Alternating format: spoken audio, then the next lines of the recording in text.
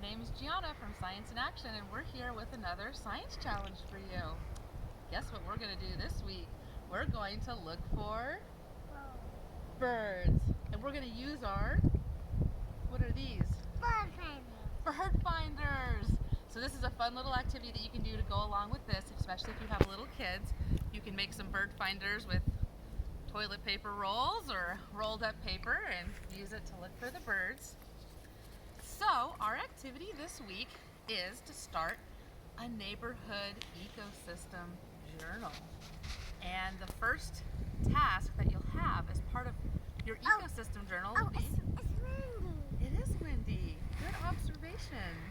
Is going to be to try to find a bird, maybe in your backyard, maybe in your front yard, maybe going for a walk around your neighborhood. So right now, Rowan and I are in our backyard.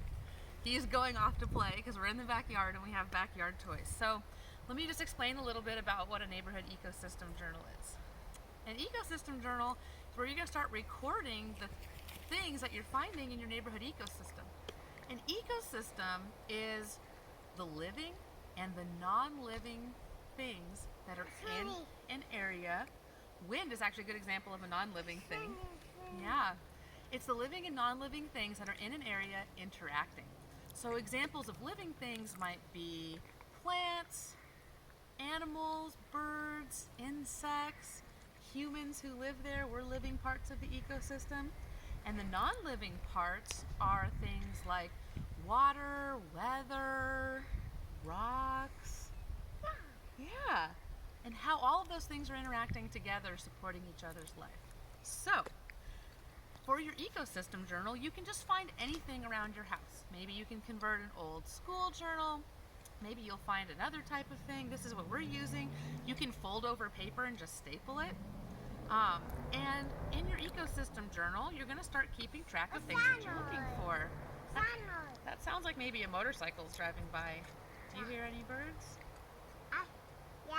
This is it for birds and bird finders. We should look for birds with our bird finders.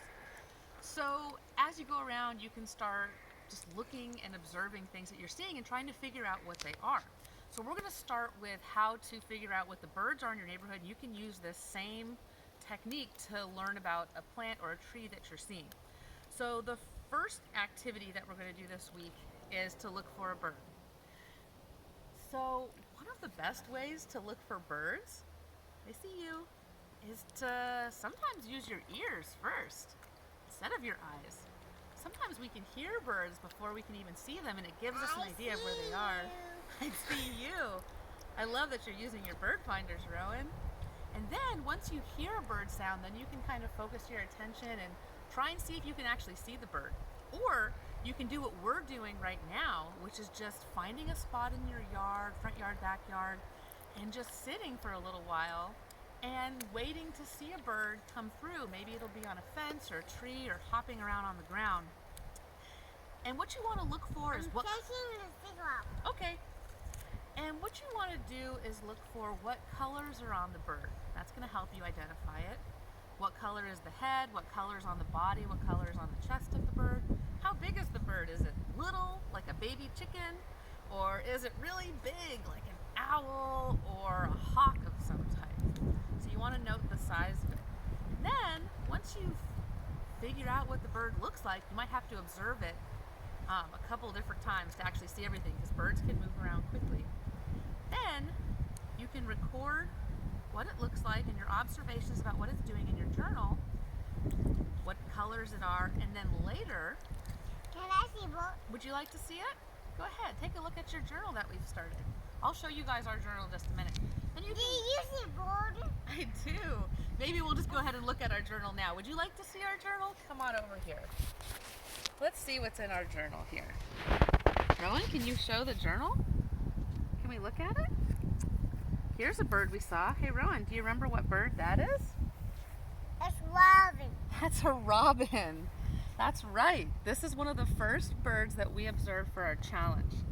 And the robin is a really easy bird to spot. They're here right now in the spring. Another bird. Yeah. It's a robin. It's a robin. They have kind of an orangish, reddish belly. They have a yellow beak, gray back, a little bit of black on the head. And I'm taking this off. yeah, okay. You can take it off. And they're kind of small. So here's what I wrote down when we observed the robin. Okay, at first I didn't know what bird it was. I had to look it up, which I'll explain how you can look it up. You don't have to know all these things already, my friends.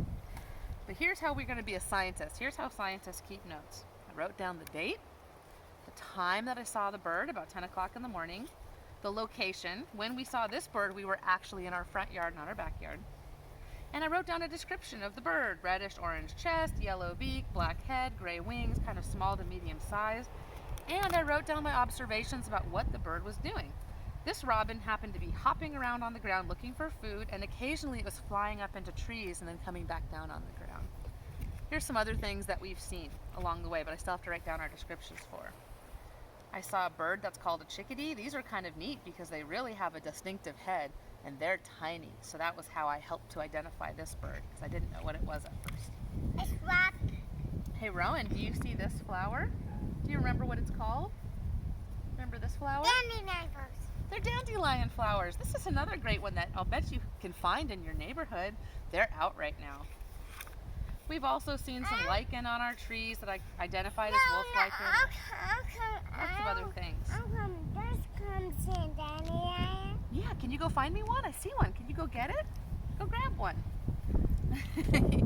So you can already see that once you start learning about the things in your yard, gosh, you just learn so much, and then it really makes you appreciate where you are. So let me tell you how to actually identify the things you're seeing. So maybe you see a bird, you write down what color it is, the size, and what it's doing, but you don't know what it is yet. I found your dandelion flower. Hey, you sure did. Wow, Rowan. That's so cool. Thank you so much. Do you want to come sit down and finish your snack? Would you like to come finish your snack? Does it smell good? It sure does. They smell really nice. I'm going to tell my friends how we identify the birds in our yard. Do you want to know how we identified them? Yeah. Well, we're talking to our friends on the camera here. So, how we identify the bird. Yeah, we will. Come sit down. Come sit down.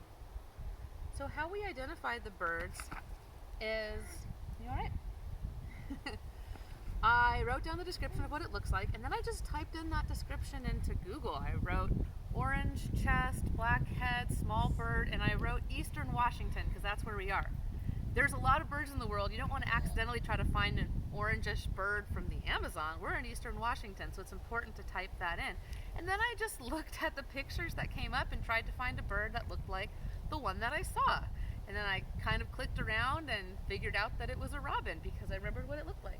Another really great thing you can do if you have a tablet or smartphone is you can download a bird identification app. I used the Merlin identification app from the Cornell. Mommy, I saw bird flying through the air. You saw a bird flying through the air? And fly through the tree. And it flew through the tree? I better write this down, Rowan. We better write it down in our journal, your observation. So you can go ahead and download that app. I'm going to link it in the description and add a few more notes. But that's our challenge for this week, friends. Start your neighborhood ecosystem journal. I can't wait to hear about the birds that you find. All right, let me know what you're finding in your neighborhood. Bye.